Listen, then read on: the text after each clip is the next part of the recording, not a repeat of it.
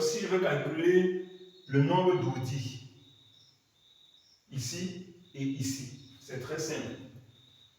Je prends la surface ici,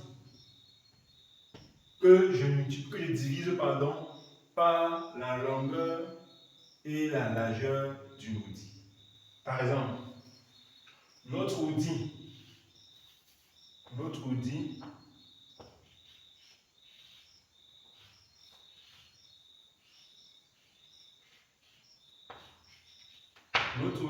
a cette longueur-ci, qui est, je crois, de 50. Et cette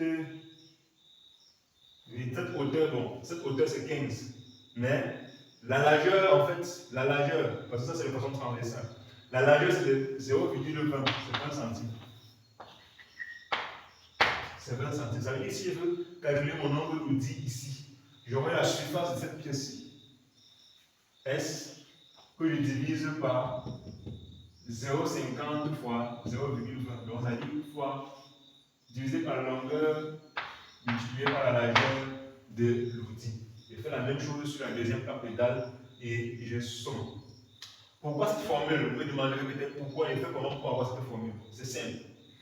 Je sais que mes outils peut-être dans le sens-ci, n'est-ce pas, seront de 20. Ça veut dire qu'à chaque 20 centimes, j'aurai une outil, ainsi de suite. Ça veut dire que je prends cette longueur-ci, qui est peut-être x, n'est-ce pas, que je divise par 20.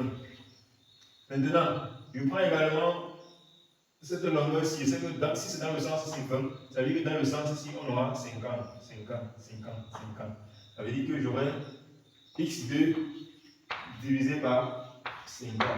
Or, si je veux avoir le nombre d'outils, ça sera le nombre sur la ligne-ci fois le nombre sur la ligne-ci qui va me donner la somme, d'où la multiplication. Or, S1 et S2 n'est autre que la longueur fois la largeur. Ça veut donc dire qu'on revient à cette formule qui est la surface, n'est-ce pas, de la pièce divisée par la surface de l'outil. D'accord? Et on a notre nombre d'outils. Donc on va faire comme ça sur une grande surface, face à une très grande surface de plancher. Hein. On part juste dalle par dalle, dalle par dalle. La dalle A, on calcule, la dalle B, on calcule et on cumule pour avoir enfin notre surface. On pourra même prendre toute la surface du plancher et faire la même chose en négligeant les espaces des poutres pour un peu avoir une marge de sécurité parce que le nombre exact que ça va donner, ce n'est pas le nombre à commander. Il faut toujours mettre, n'est-ce pas, une majoration qui va certainement être liée au nombre d'outils qui vont se placer pendant le transport jusqu'à la pause. Donc c'est comme ça la vidéo sur le débit, les calculs des quantités, n'est-ce pas, en se servant du plan de coffrage. Le prix n'est tout simplement que le nombre d'outils multiplié par le prix d'une outil. Et n'oubliez pas, lorsque vous faites votre débit amateur, il faut prévoir désignation, quantité, unité, prix unitaire et prix total. C'est comme ça de chaque élément. Vous sommez, vous faites la multiplication, ainsi de suite, et puis l'addition pour avoir le coût total du projet et appliquer un pourcentage pour la main-d'œuvre.